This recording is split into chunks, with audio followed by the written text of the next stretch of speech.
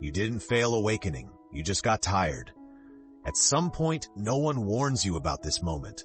The moment when spirituality stops feeling like freedom and starts feeling like pressure. Spiritual awakening was supposed to feel light, right? Like clarity, like peace, like finally exhaling after years of holding your breath. So why do you feel exhausted? Why does meditation, the thing that once calmed you, now feel like another obligation on your to-do list? Why does silence feel heavier than noise? Why do you feel guilty when you don't practice, but strangely numb when you do? Most people will tell you this means you're blocked, that your vibration dropped, that you need a new technique, a deeper method, a stronger discipline. But what if none of that is true? What if this exhaustion isn't a failure, but a signal? Here's something rarely said out loud. Spiritual burnout is not losing awareness. It's awareness being pushed forward without being allowed to land. Growth without integration. Insight without rest. Consciousness treated like a muscle that must always be working. Alan Watts once said, "There is no finish line." And yet so many people on the spiritual path live as if there is one.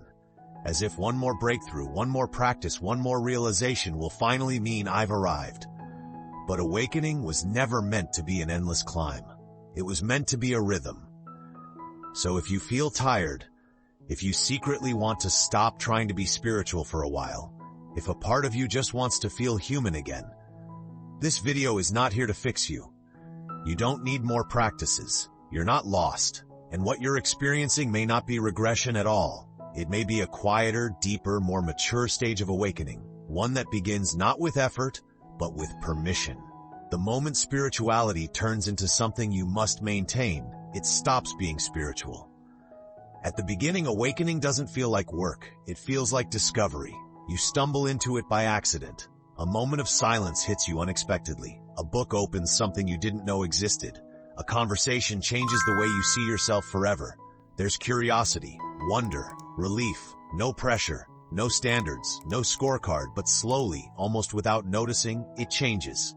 What once felt like exploration starts to look like responsibility. You wake up and ask yourself, did I meditate enough today? Am I still doing my shadow work? Did I integrate that last insight properly? Why do I feel off? What practice am I missing? Awakening becomes a checklist.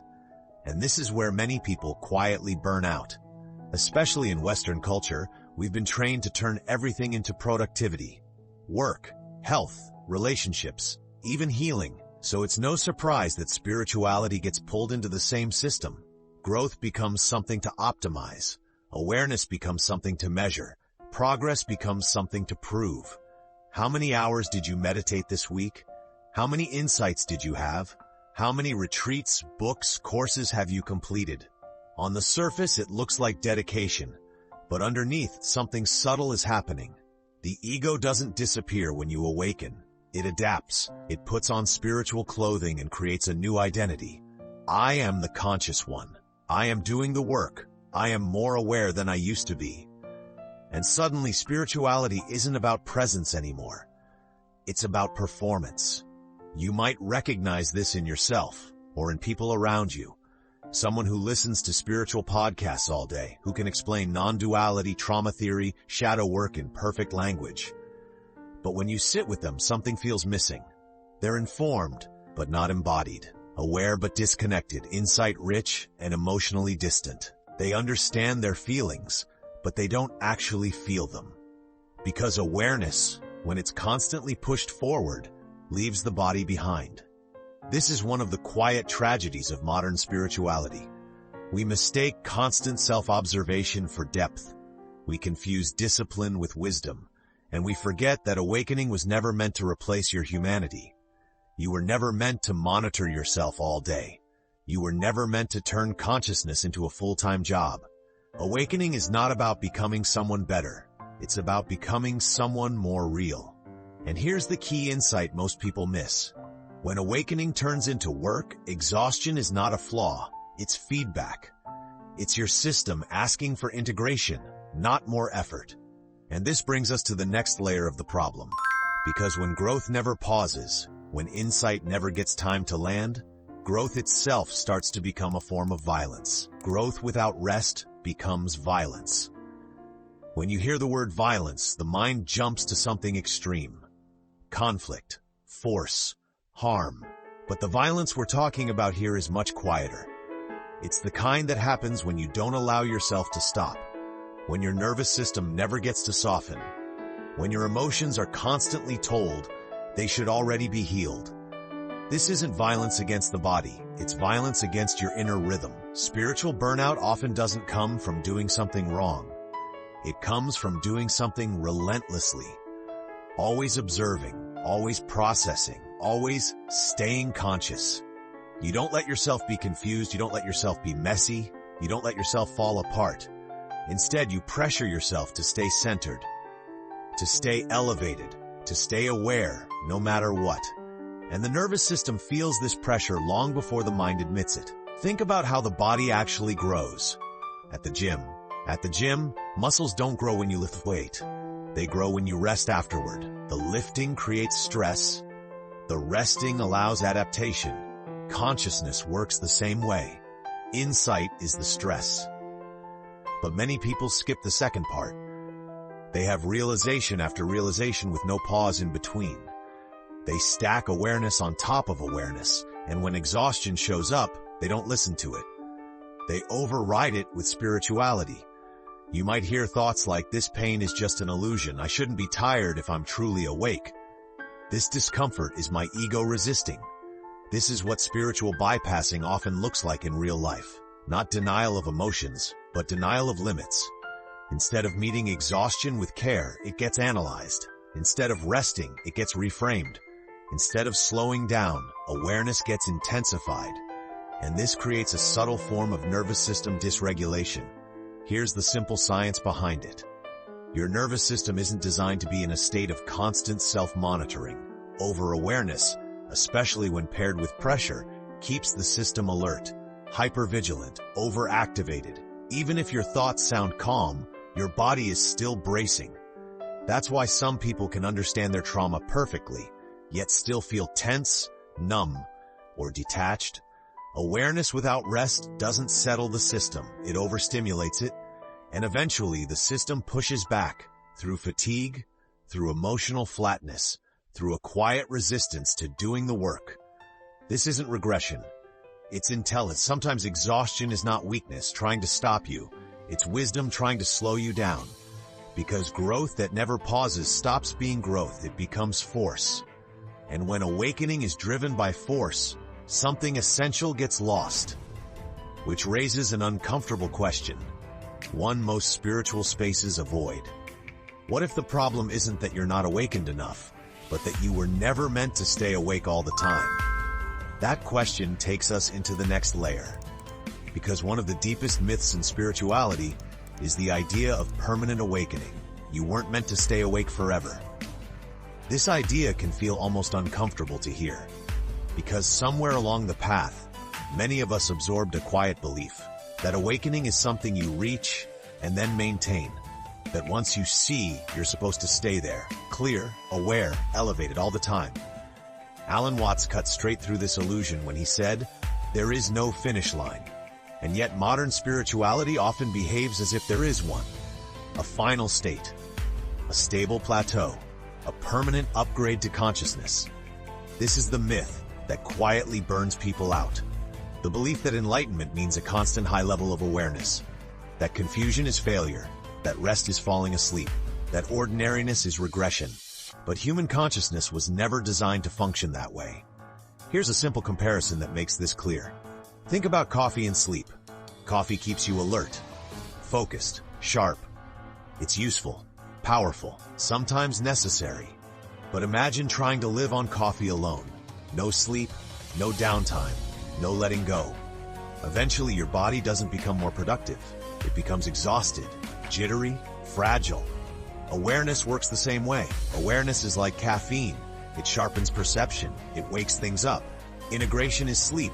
It's where what you've seen actually becomes part of you. And yet many people treat awareness as if it should replace rest. They try to stay awake all the time. This is where spiritual burnout starts to show itself in subtle ways. You stop enjoying simple things.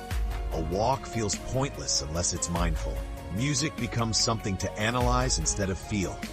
You're always watching yourself, noticing your thoughts, monitoring your reactions, evaluating whether you're present enough. And somewhere along the way, you stop allowing yourself to be naive, spontaneous, a little foolish. You don't let yourself be fully human anymore. This constant self-observation creates distance from your emotions, from your instincts, from life as it's actually happening. Ironically, the more you try to stay awake, the more disconnected you feel. Because consciousness doesn't expand in straight lines. It doesn't climb ladders and stay at the top. It moves in cycles, in waves, in rhythms of opening and closing, expansion, rest, contraction, integration. This is not backsliding, it's how living systems grow. The problem isn't that you fell asleep. The problem is that you believed sleep was the enemy. Here's the deeper lesson most spiritual teachings forget to emphasize. Awakening is not about escaping the human rhythm. It's about learning to trust it. When you stop chasing permanent awakening, something softens.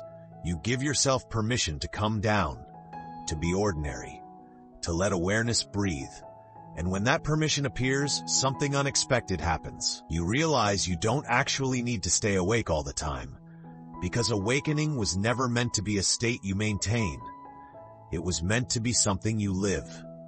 And this realization opens the door to a surprising truth, one that challenges almost everything you've been taught. Because if permanent awakening is a lie, then maybe you don't need more practices at all. You don't need more practices.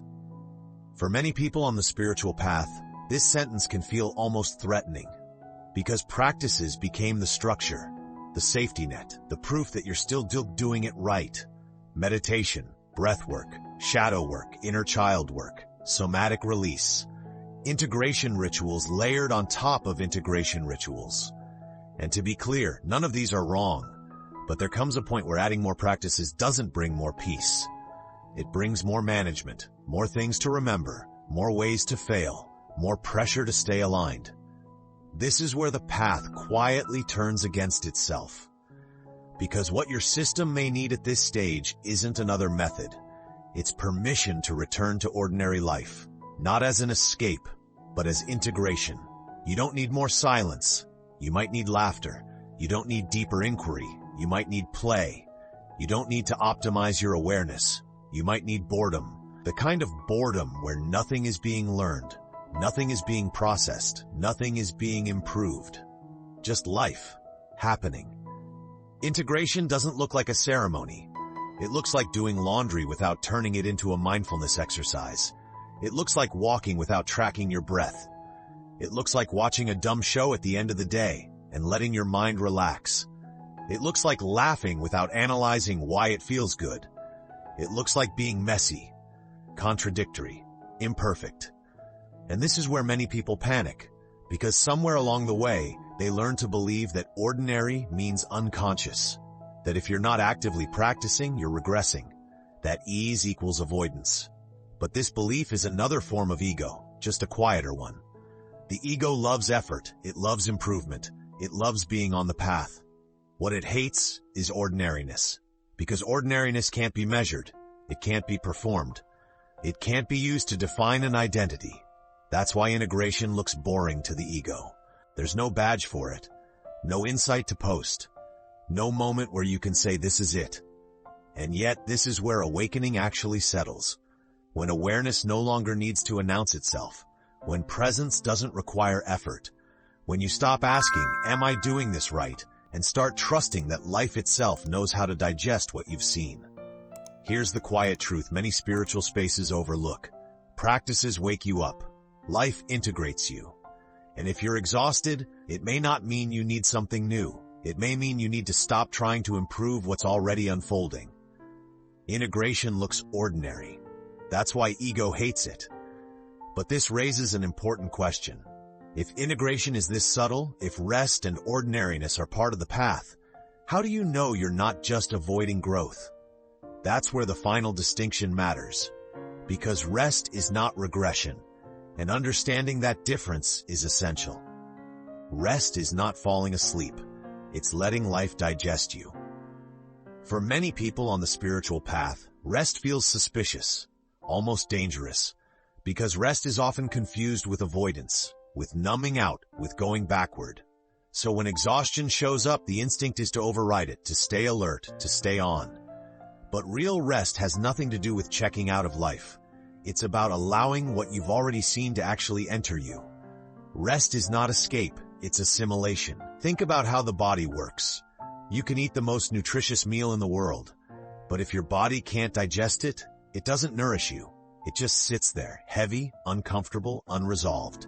Insight works the same way. You can have profound realizations, deep emotional breakthroughs, powerful moments of clarity, but without rest, those insights remain mental.